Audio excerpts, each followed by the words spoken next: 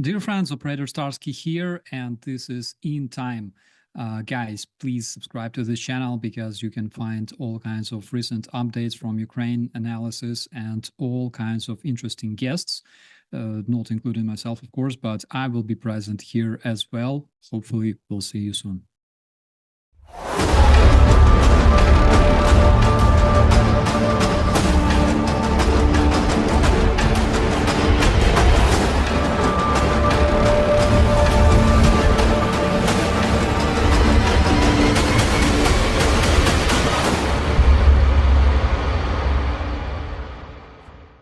Today, we made an offer that the Ukrainians have accepted, which is to enter into a ceasefire.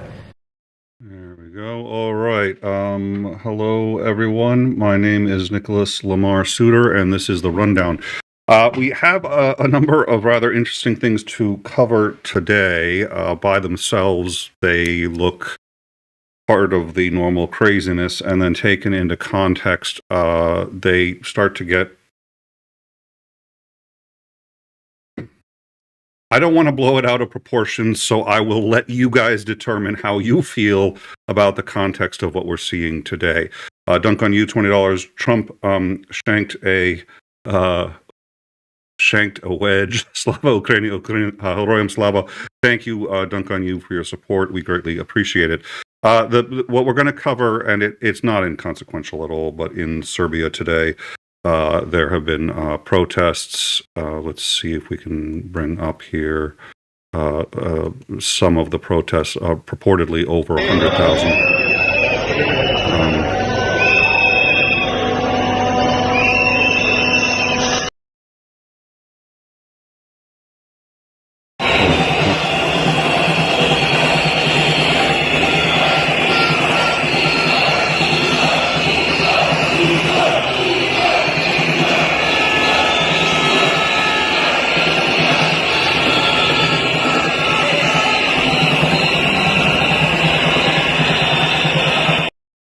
Now, they're protesting government corruption. Apparently, I think it was about a week and a half ago, a concrete slab fell on a train. It was attributed to poor maintenance and government corruption, government contracts just being sucked up, the money being sucked up by a corrupt system. So they are now protesting for a change. We will be staying on it. It's obviously big news, but we're getting that kind of... that's on the Discord. You can see more about that on the Discord. There's a lot happening in the general orbit of the United States and in the Middle East, so not sure where to start. Let's start with the attacks in Yemen. Today, Donald Trump ordered what has been described as a ongoing attack in Yemen. He is targeting the Houthi rebels in Yemen. The Houthi rebels have been around for quite some time. They actually worked with the Yemenese government for a short period until they assassinated the president of Yemen in 2017. They assassinated him because they felt that they assassinated him for treason. The government has been trying to eradicate them. They, a little bit like, I mean, it's almost a little bit like Palestinians. They have control of their own territory. They have a sort of a quasi-government up and running. They are, however, not on the side of they're very anti-Israel. They, for a while, for many years, were targeting Israeli ships and trying to sink them. Then they started targeting the ships of anybody that associated with or was an ally of Israel. That includes the UK and US. Now, Iran is also funding the Houthi rebels. Iran is an ally of the Houthi rebels, as they have also been funneling money to Hamas and to Hezbollah. Now, this obviously complicates things because right now there is still a ceasefire in the Gaza Strip, and neither Israel nor the Palestinians are shooting at anyone. However, Israel has suspended even humanitarian aid to Gaza. They are blocking all access to Gaza and have said that if any attempts to get through, ceasefire is off and the war will continue. Since the start of the war, the Houthi rebels have essentially joined on the side of the Palestinians and has been sinking anything they can, although on January 20th of this year, they said they would restrict all their attacks exclusively to Israeli ships, and they would not harm ships of other countries, including the U.S. Nonetheless, today, Trump decided he had had enough and has ordered a significant attack on the Houthi positions in Yemen.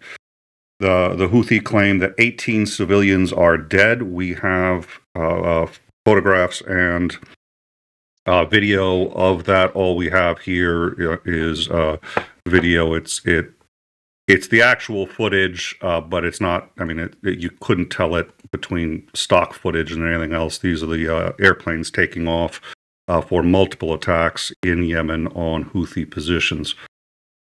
So, like I said, there's more pictures and more information on the damage, at least that we've been told by the Houthis have been done. We've had no independent verification of it.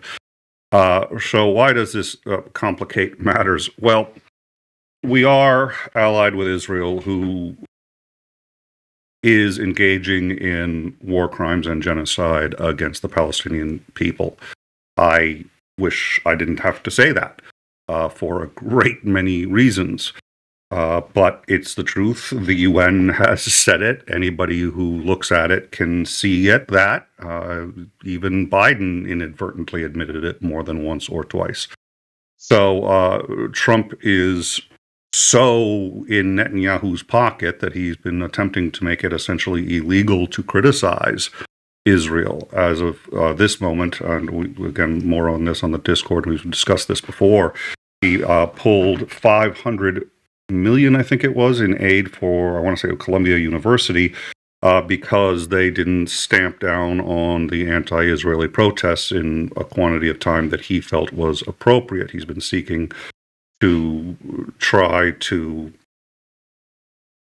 cast any criticism of Israel as anti-Semitic, and therefore something that has to be attacked.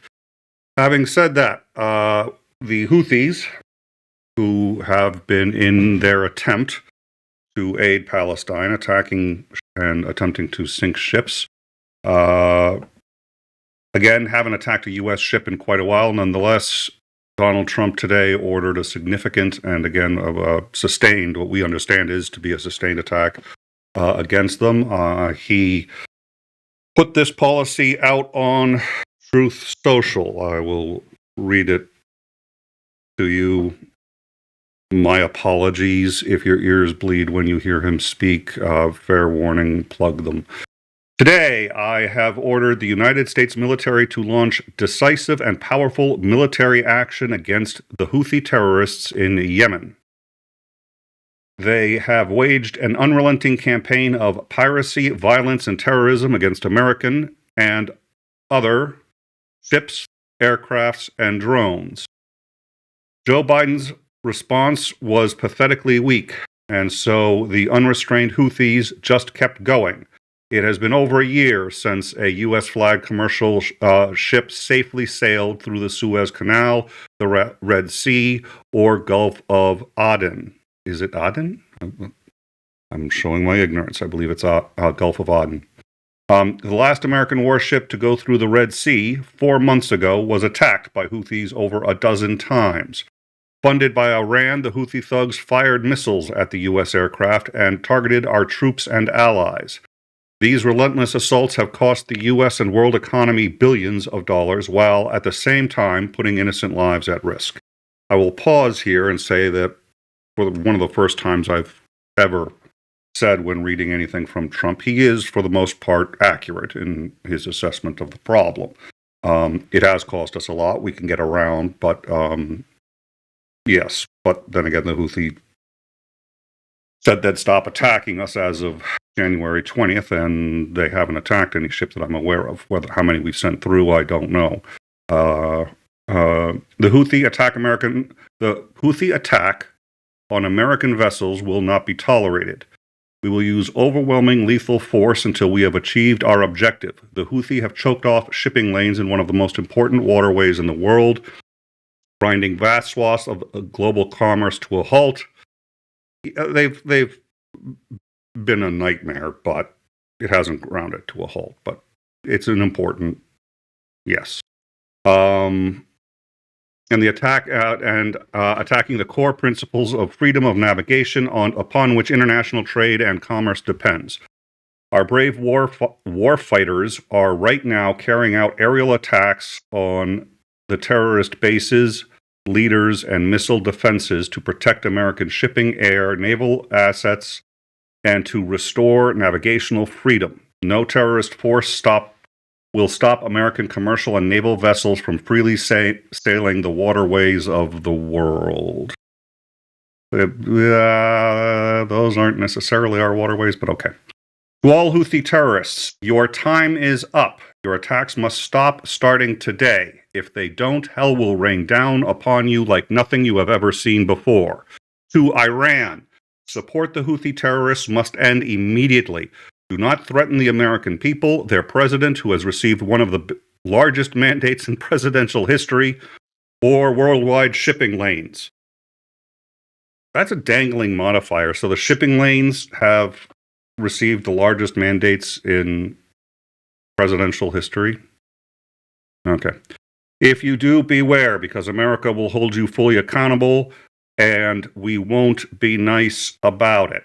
All right. So, by now you have probably started to gather the issue, which is this is a direct threat to Iran. We are currently attempting to renegotiate a nuclear deal. We had a nuclear deal. The nuclear deal, just to be clear, and I've seen mainstream media say the U.S. withdrew from the deal, so on and so forth. The U.S. did not withdraw from the deal. There was no way to withdraw from the deal. The deal was ironclad. The only thing that could break the deal was if Iran failed to keep up their end, which had to be certified by the president, by a committee that would then take the certification to the president, who would certify if they were in compliance or not. The committee, which, as I recall, was Israeli, certified that Iran was in compliance. President Trump refused to accept the certification and instead said they were not in compliance. This then invalidated the deal. We reneged. We didn't withdraw. We reneged. We faked that they hadn't complied so that we could get out of it. Period. End of discussion. That is the history. That is what happened. I don't care what mainstream media says. Go look it up. It's real easy to find. So when people say we withdrew, there was no clause for withdrawal so long as Iran did what they were supposed to, which, by the way, they did. And the reason I find that important is because if they were allies with us right here, right now, today, life would probably be a lot easier. And the the Ayatollah doesn't want to be allies with us, but he can count. They have a lot more young people than they have older people, and the young people actually like America. They don't remember that we overthrew their government. They like our products. They like our movies. The young people want to move closer towards the West, and the Ayatollah is well aware of this. We can use that. Anyways, Trump is attempting to renegotiate a deal with them. Okay, fine.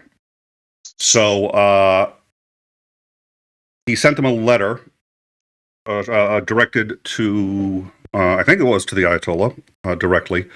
I may get to that letter, I may not, but basically saying that they have to give up their nuclear ambitions or we're going to wipe them out, and discussing that, we would be interested in a nuclear deal with them, and wouldn't that be great for everyone?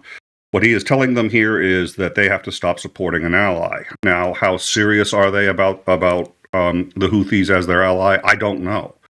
This is not my area of expertise. Unfortunately, Commander is not available. You better believe He was one of the first ones I was going to call, but he's just unavailable for about a week. So he would be able to give us a much more nuanced view than I can. We will have him back, and we will discuss this in the future. But what you need to know for now is that Iran backs Hezbollah, Hamas, and the Houthis.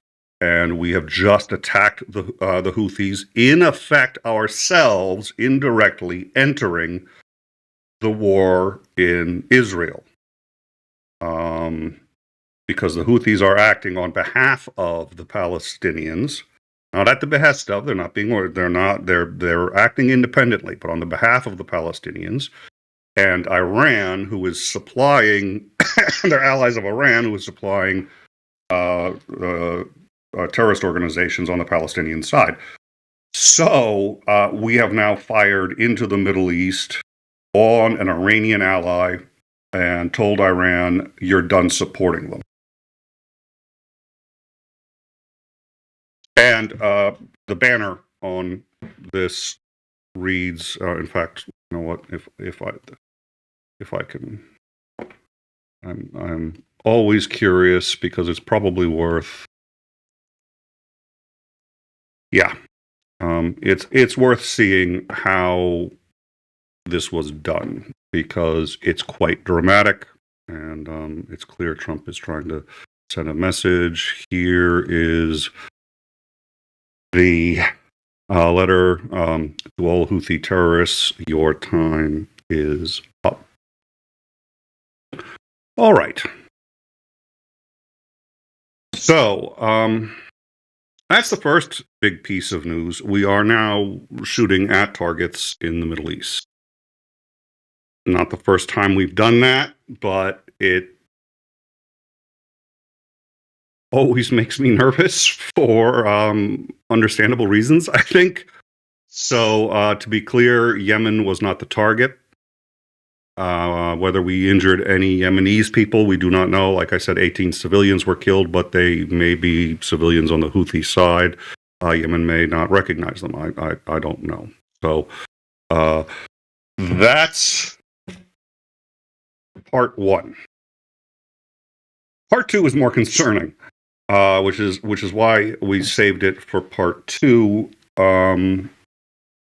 Donald Trump today has invoked the Alien Enemies Act of 1798. Now, this is only the third time in history that it's been invoked. The first time was World War I. Second time was World War II. It is considered a war power. That does not mean we have to be at war to use it, but it's never been invoked except for that time. And the reason it contains the word enemies is because it was assumed to be a war power. So that's by itself mildly concerning when presidents start invoking war powers when we're not at war. That's one of the first signs of a fascist regime. We've had many signs till now. It's just a continuing in the litany. But that's neither here nor there.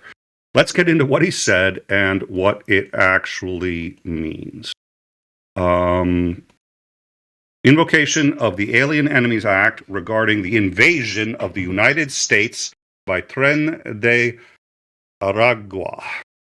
Tren de Aragua is a cartel based in Venezuela that will become relevant in just a minute. Proclamation. Tren de Agua. Argua. Tren de Argua.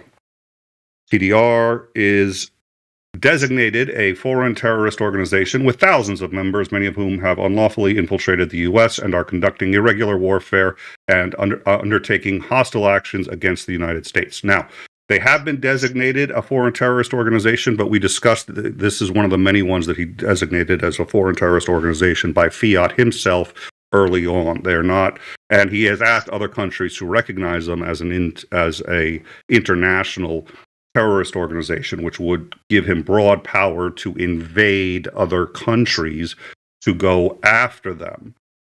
Whether a drug cartel should be considered that is something up for debate, but right now they're not. Drug cartels and terrorists have two very different goals. They're not the same thing. drug cartels can and often do terrorize, but it's usually members of the country they're in, not other countries. And the goal isn't terrorism per se. The goal is to get rich and power. The goal of a terrorist organization is affect some form of political change through fear. Two different things.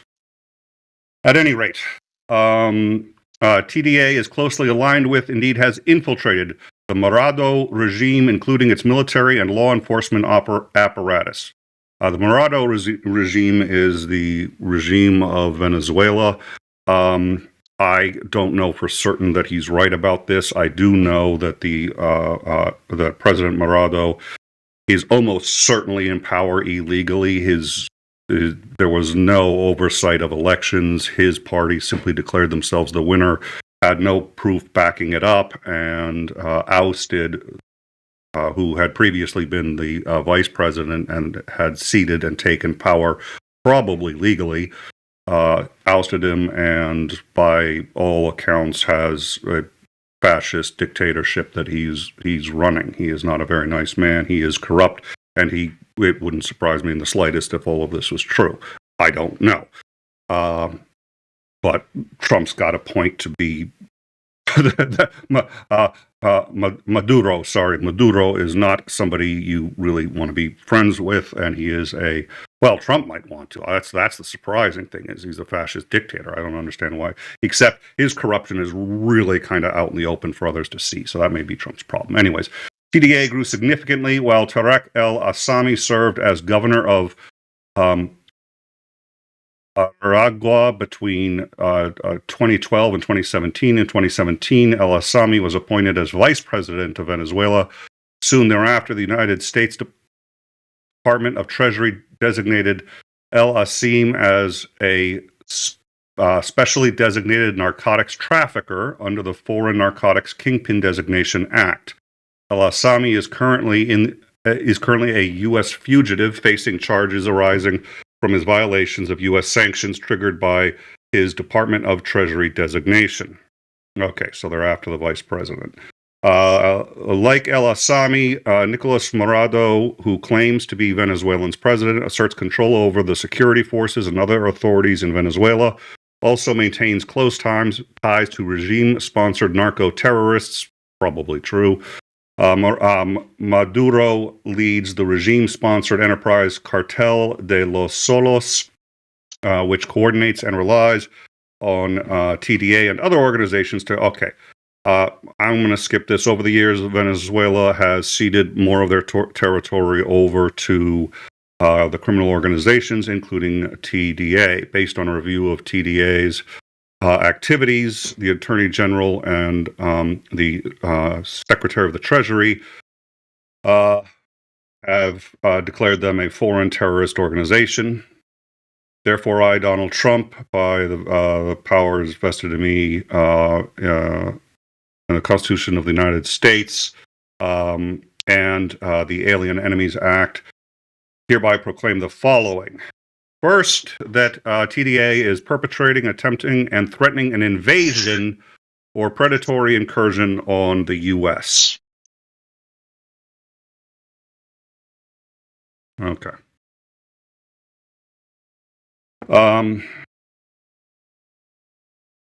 They're taking hostile action against the U.S. That is true. I proclaim that all Venezuelan citizens 14 years of age or older who are members of TDA and are within the United States and are not actually naturalized or lawful permanent residents are liable to be apprehended, restrained, secured, and removed as alien enemies.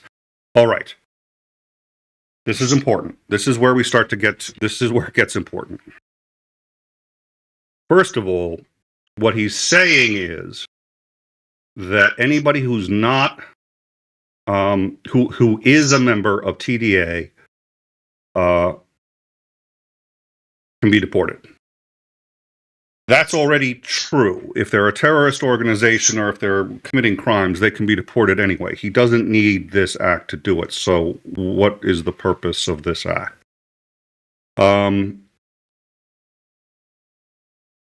He also directs the Attorney General to, within 60 days of this proclamation,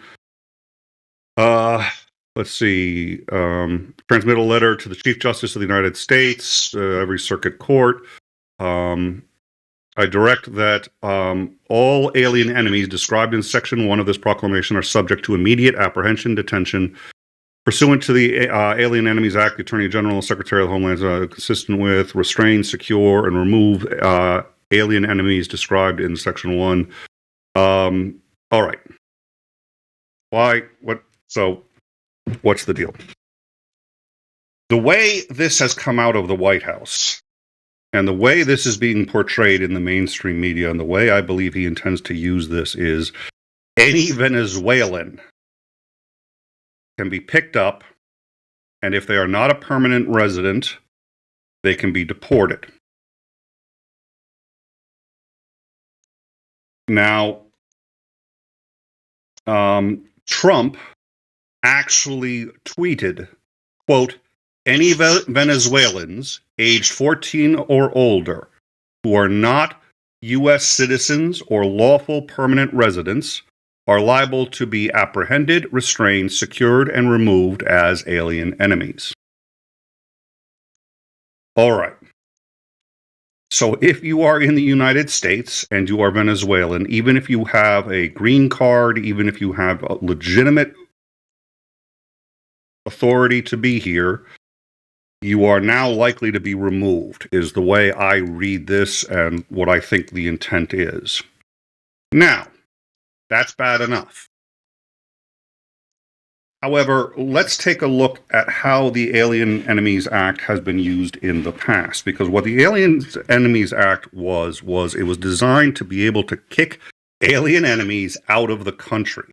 That's the way it reads. However, in World War II, Roosevelt used it to suspend habeas corpus and take American citizens, especially of Japanese descent, and instead of deporting them, put them into concentration camps. This was found to be illegal because, first of all, the Alien Enemies Act was supposed to be to alien, and these were American citizens. They were born here. And second of all, it was to deport them, not put them in concentration camps. So this went, I believe, all the way up to the U.S. Supreme Court, which held the following two things, which are still a precedent. One, alien could apply to anyone who was not just obviously American by looking at them. So even if you had been born here, they could apply alien to anyone who had Japanese blood in them. That was the official interpretation of this act, and even though the act doesn't say it that way, that is still the legal interpretation of this law. That means that Trump can call anyone who looks Venezuelan an alien until they can prove otherwise. Enemy just meant that they were of the same ethnotype, I guess, as an enemy. Again, this survived in World War II, a legal challenge, and the current precedent appears to allow Trump to take anyone who is not of Caucasian, just immediate white Caucasian descent, declare them an enemy so long as we are fighting somebody of that descent somewhere on the planet, and either put them in a concentration camp or deport them. That appears to be what this law lets him do. Now, again, that's not how the law is written, but that is how the law was interpreted let me see if I can find the date. It was during World War II. No, that was, let's see, 1946. That would be late. That would be an awful late time to do it had to have been before that. Let's see. I don't have the date. 1946. They were trying to overturn. I think the concentration camps would have been done by 46, but at any rate, it may have been for reparations. I don't know. At any rate, the important thing that you need to realize is, at this point, Donald Trump's interpretation of this law is if you are Venezuelan, unless you can prove that you are naturalized or a permanent resident, he can and will evict you from this country. Now, that's just Venezuela. That's one terrorist organization. He's declared multiple terrorist organizations from other countries south of the border, most notably Mexico, which means if he can deport successfully Venezuelans, and my suspicion is he's starting there because Venezuelans have a much smaller platform to protest in this country than Mexicans do. If he can get away with deporting every Venezuelan he can see, and by the way, if you're a permanent resident, even if you can prove that, I don't see, he's deported permanent residents before. I don't see him making the distinction. He just, ships you over to Venezuela. Good luck getting back in. And good luck finding a court that's going to want to hear you or oppose Trump at this point. So this strikes me as a breathtaking decree by Donald Trump. Because while the scope is extremely narrow, it's just Venezuelans. It allows him to deport even ones that are legally here. Doesn't matter if they've got a green card. Doesn't matter what job they hold. It doesn't matter how long they've lived here. People in the media are portraying this as deporting illegals. Trump has said he's deporting every Venezuelan, and according to the latest Supreme Court interpretation of this law, that's exactly what he's permitted to do. I'm reasonably sure he knows what he can and can't do, and anyone who knows anything about what we did in World War II using this law knows what he can and can't do. So anybody who is heartened by the narrow scope of this to only Venezuelans, this is a test balloon. Because if this works, and I see no reason it wouldn't, it's going to be Colombians next. Then it's going to be everybody from South America. Then it's going to be Mexicans. It'll be Mexicans last because that's the largest group that we're going to have the hardest problem with. Another campaign promise filled. He won't just have the illegals out of here. He'll have anyone with any Hispanic blood gone. Now, do I know for a fact that that's his intent? I'm as close to knowing it as I can be because he himself said he's getting rid of all Venezuelans. He didn't say just the illegal ones, and he already had the power to get rid of the illegal ones, so why enact this wartime power, which has only been used twice before, and the last time it was used was to round up every person of Japanese descent they could find. I don't know. I'm lying, I do know. All right, so that's what's been going on. We've had a couple of super chats, which I really appreciate it. Thank you guys all for that. Oh, there is somebody mentioned Elon Musk, so I will have to let me get to the super chats, and I'll get to two other pieces of news. That's the big one of all of the things that we've talked about. Him invoking the Alien Enemies Act is, I think, the big one, because once you understand the history of that act, how it has been used prior, how it has been interpreted prior. I was reading one news article that did say, legal experts say he will have an uphill battle if he tries to use this to deport people with a green card. And by the way, you'll note it slipped from Venezuelans who are members of this criminal organization to all Venezuelans. The language shifted. So he doesn't care whether they're terrorists or not. You will be guilty until proven innocent. You'll have to prove that you're not a member of this terrorist organization, or he's going to deport you. That's why he's using, you're an alien enemy. And he's allowed to make that assumption. So was Roosevelt. That's why we had the Japanese internment camps. That's why you have to be so goddamn careful with wartime powers. So that's what I think he's trying to do. All right, Dunk on You 20 earlier. Thank you. Dunk on You also gave a membership 5 in-time memberships. Thank you, sir, so much. It really does. You know what? And first of all, for me, it's a challenge because you have to be as available as possible anytime, day or night. And sometimes when things go crazy, like, does Nick ever sleep? I was like, yeah, I put my head down in between shows, or when his Andring's talking. But also thank you to everybody who gets this stuff for me, because they find it oftentimes before I do, and then ping me, and then I got to do a deep dive and figure out what's going on. So, but that only really can happen thanks to the help of you guys. So thank you, Dunk on You, UTV and Ham, as usual, your gifted membership. Thank you, sir. It's always a delight to see you, the first one in the chat, and always there chatting away, and always very glad to see you. Thank you so much for your support. Eduardo Guerrero. Oh, I'm going to try to get this right. Guerrero. Eduardo Guerrero. Yo pienso que yo pienso, yo no sé, pero hopefully it's close. 100 Mexican, thank you very much. A Venezuelan regime is fully allied with Mexico narco regime of President Sheinbaum, owned by former President Andres Manuel Lopez Obrador, and several cartels appointed as terrorist orgs. Okay. Muchas gracias por eso. All right, so that was I was kind of leaning in that direction, and it looks like that is in fact okay. So when Trump says it, I have an instinct to believe the opposite.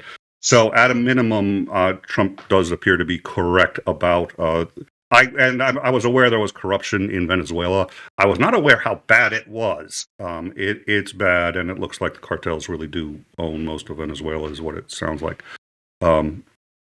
So, anyways, that's the Alien Enemies Act. It's a absolutely terrifying thing. You'd think on one level, and I'm going to be just kind of like, I'm going to say the quiet part out loud. I'm going to say the quiet part out loud. I don't need to worry because, I'm a white guy. Yeah. That's the, first they came for I'm gonna get up that quote, because at this point I'm gonna have to memorize it. But justice anywhere is a threat to justice everywhere. Injustice anywhere is a threat to justice everywhere.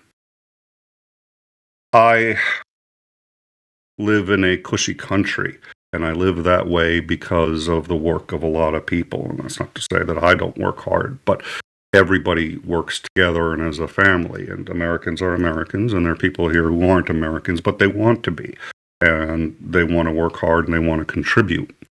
And we can have honest disagreements about how many to let in or how that should be done. But what you can't argue is that immigrants built this country, sometimes willingly and sometimes by force.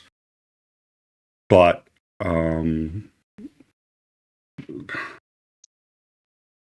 if this isn't going to stop, and this is exactly what MAGA wants, and if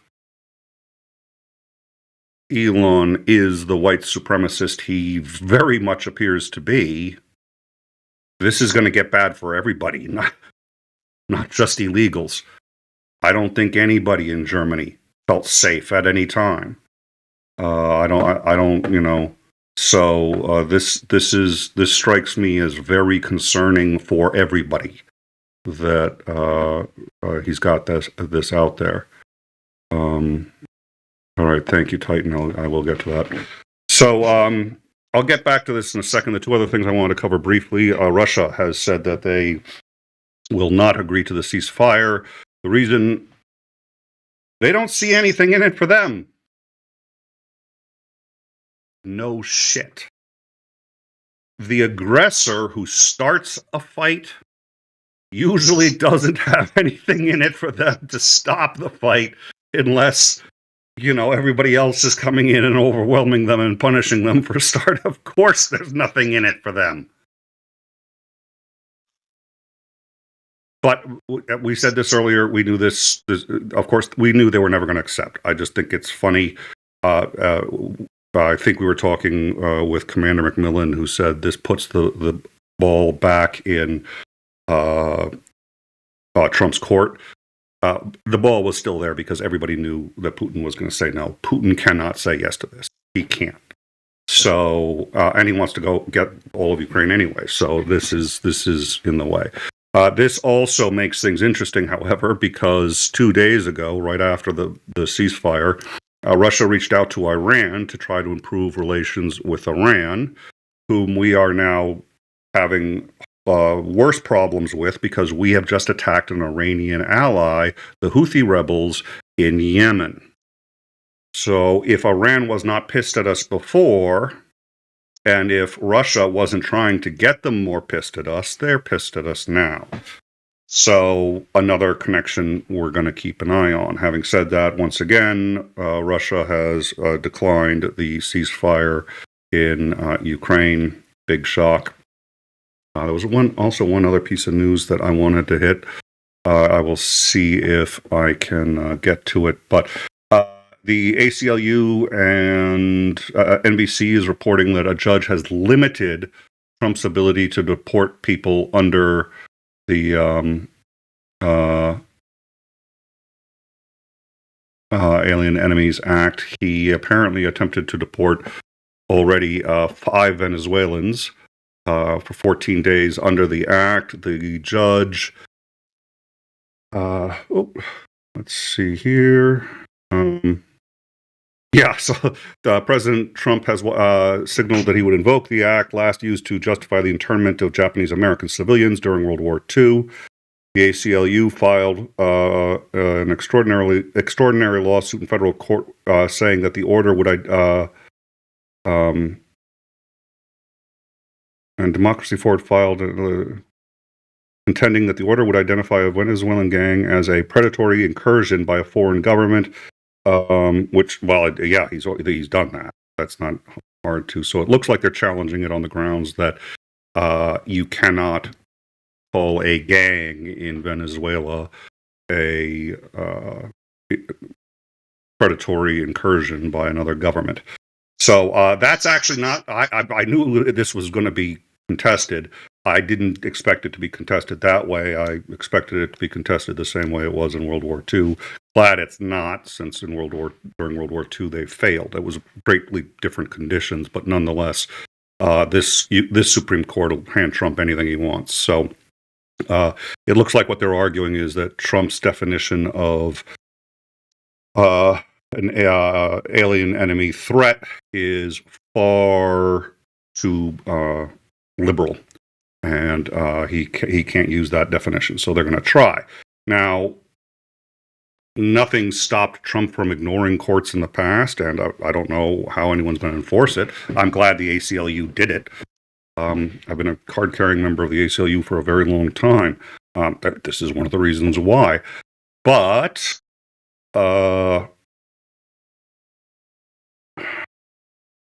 again, I don't know. Even if this wins, so far, a number have won, and he's ignored them all.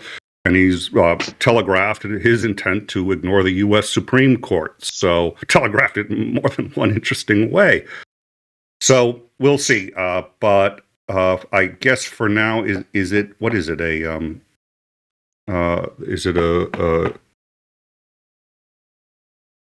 Oh, okay. So it's a TRO. It's a temporary restraining order saying that he cannot invoke this act for 14 days until they have a full hearing on the matter. So Trump is blocked from doing this for 14 days. We'll see what he does. Anyways, so today he invoked the Alien Enemies Act of 1798.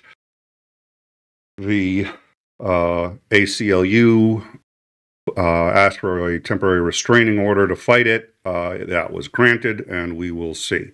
But for those of you just joining us, I consider his attempt to use this and the way he's using this rather terrifying. I gave my arguments as to why, so you either agree or disagree, but it's I think it's rather chilling that he's doing this and how how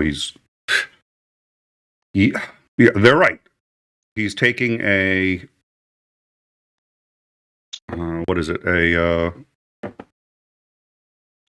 A criminal gang, and saying, because of this gang and their activities in another country, I'm declaring every member of that country an alien enemy, and we're going to get rid of them all. I mean, where does that stop?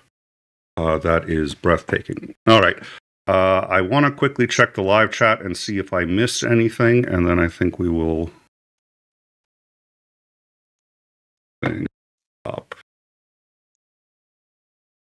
Switched windows here, so I don't have the live chat open. I just want to open it real quick, and then make sure I didn't miss any super chats. You guys have been really great. I do appreciate that. If you haven't seen what we covered, I think people will tell you. A whole bunch of people have joined. It's worth seeing what the Alien Enemies Act is about. That's really crazy. So we will see you again, I'm sure, reasonably soon, as soon as the next executive order comes up. Until then, thank you all, and have a good rest of your weekend.